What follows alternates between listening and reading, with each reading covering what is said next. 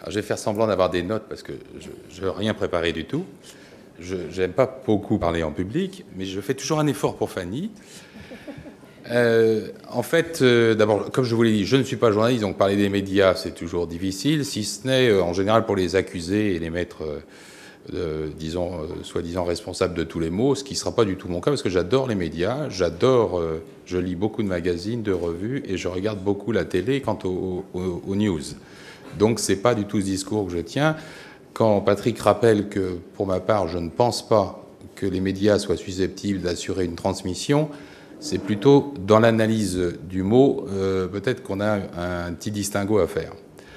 Pour ma part, dans le mot média, il y a le mot média, il y a un peu le mot immédiat. Et c'est un peu le problème actuel. Pour avoir une transmission, il faut quand même s'installer un peu dans le temps. Ou alors, je n'ai pas tout compris. Je pense que la méthode Abadine, ça ne prend pas en une demi-heure, et il faut un petit peu de temps.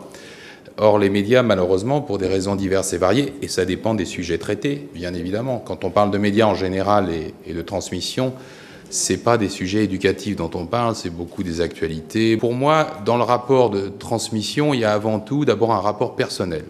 Ça, c'est comme ça que je l'entends. C'est peut-être pour ça que je dis que les médias ne peuvent pas être susceptibles, pour moi, d'être des vrais vecteurs de transmission. Oui, des vrais vecteurs de connaissance, de mise à la connaissance, des vecteurs d'information plus qu'importants, puisque grâce à eux, on apprend beaucoup de choses, mais souvent, on ne peut pas aller à fond pour des raisons évidentes. 1, ils n'ont pas le temps de le faire. 2, pas toujours les moyens. Et 3, c'est souvent le temps qui permet de revenir en arrière et d'analyser les sujets. J'en veux pour preuve, par exemple, qui a tué Massoud. Je ne crois pas que sur le temps même, on aurait pu vous apprendre autant de choses sur lui, peut-être malheureusement, mais c'est comme ça. Donc moi, je pense que dans le terme transmission, par nature, il y a un rapport émotionnel de quelqu'un qui apprend à l'autre. Moi-même, je parle toujours de père spirituel. J'ai eu 2 pères spirituels dans ma vie. J'ai eu un 3e père, le mien. D'ailleurs, les 3 sont morts, donc à force de perdre les pères, j'ai préféré créer une société pour me dire au moins si j'en perds un, ce sera moi. Mais c'est une réalité, c'est que moi j'ai besoin de ce rapport aux gens pour apprendre, d'avoir un modèle, d'avoir quelqu'un qui... Ça ne veut pas dire accepter totalement ce qu'il vous raconte ou de ne pas être en réaction par rapport à ce que vous apprenez. Au contraire, c'est cette dimension, je pense, de distanciation que ne permettent pas les médias. Je ne pense pas que à la télé, chez vous, vous vous sentiez aussi concerné quand vous regardez un débat politique que quand vous y prenez parti. Enfin, moi, pour ma part, c'est pas le cas. Donc, moi, je parle de mon expérience personnelle, de ma vie personnelle. Pour ma part, j'ai besoin de ce rapport évolutif, inscrit dans le temps, qui fait que, effectivement, vous êtes parti élève et peut-être un jour vous dépasserez le maître. Les médias, c'est plus effectivement un vecteur de communication, d'information indispensable, mais qui, honnêtement, ne se base jamais sur l'expérience personnelle de ceux qui la commentent, qui commentent. C'est vrai que, en général, pour moi, la transmission, ça passe avant tout par ceux qui l'ont vécu. D'ailleurs, on peut peut-être parler un peu de transmission dans les médias actuellement, avec toutes les biographies dont ils parlent, etc. Et c'est un peu une façon de passer des messages un peu plus personnalisés sur ce que des gens ont vécu, et là, vous le ressentez. Mais après, il faut le travailler, il faut le passer avec le temps. Donc moi, je crois que c'est un peu antinomique entre les deux. Il s'avère que par rapport aussi à d'autres, peut-être à d'autres continents, on profite du passé, de ce qui a été fait, de ce qui a été appris. Et là, il y a une vraie transmission. Il ne faut pas qu'elle soit à vocation dominante aussi, c'est-à-dire le discours officiel, comme on a pu accuser CNN ou éventuellement maintenant des médias français à vocation internationale. Ce n'est pas de passer un discours officiel avec ce que nous trouvons bien et que du coup nous allons transmettre comme étant la bonne parole. Mais ça a au moins eu l'intérêt avec les médias, c'est d'apprendre très vite ce qui se passait ailleurs et peut-être d'éveiller un peu plus la conscience, le désir et heureusement la volonté d'obtenir la même chose que ceux du Nord, si j'ose dire, notamment dans les pays du Sud.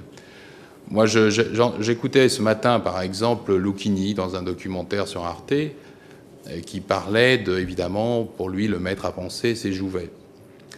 Et Jouvet, c'est effectivement pour lui la référence absolue, mais qui lui a enseigné. Donc, je veux dire, qui a été quelqu'un, parce qu'il a vu, parce que je crois qu'il n'a jamais eu de cours particulier avec Jouvet, mais c'était quelqu'un qui, avec le temps et tout ce qu'il a vu, tout ce qu'il a lu sur lui, etc., a été vraiment quelqu'un d'important pour lui. D'ailleurs, une anecdote assez amusante entre, je dirais, la transmission et l'information. Un jour, Jouvet était dans un jury du conservatoire et une jeune femme passe pour rentrer au conservatoire et à un moment très éprouvée et avec la crainte du public, un peu comme moi actuellement, elle commence presque à vaciller, à s'évanouir et en disant où suis-je, où suis-je? Et Jouvet lui répond au conservatoire, mais pas pour longtemps. Il y avait l'information, mais il n'y a pas eu la transmission. Donc, c'est ça, pour moi, l'élément humain, c'est ce qui fait que je fais le métier que je fais, moi, pour ma part. Mais je pense que, justement, souvent, on parle de compagnonnage dans le domaine artistique, artisanal. On parle de disciples dans les domaines médicaux et autres. J'imagine mal les médias pouvoir prendre le temps pour le faire.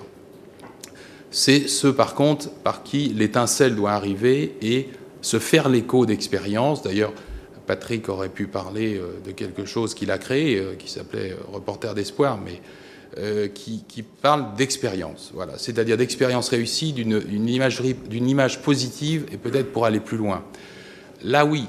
Et puis je pense que les médias sont par vocation pour beaucoup de monde en même temps. Et donc, de fait, là encore, comme je le disais, vont un peu à l'encontre pour moi de l'idée de transmission. Puisque je pense que c'est assez personnel.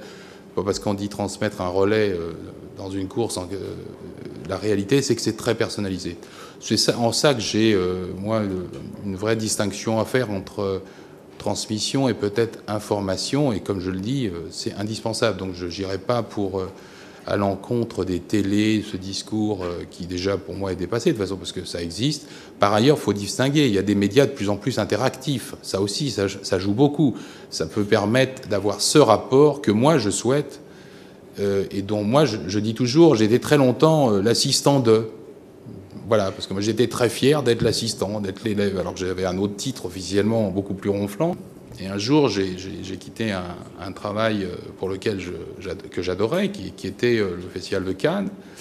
Et la personne il y a une personne qui me pose la question, qui était le secrétaire général, il me dit « Mais pourquoi vous partez puisque vous avez tout ce que vous voulez ?» Et je lui dis « Le problème, j'ai effectivement tout, sauf une chose, c'est que moi j'ai besoin d'une étoile qui brille devant moi, et vous, ce ne sera jamais le cas. » Ça voulait dire, très simplement et gentiment et aimablement, c'est-à-dire que moi, j'ai besoin de quelqu'un qui me passe quelque chose et qui me fasse rêver.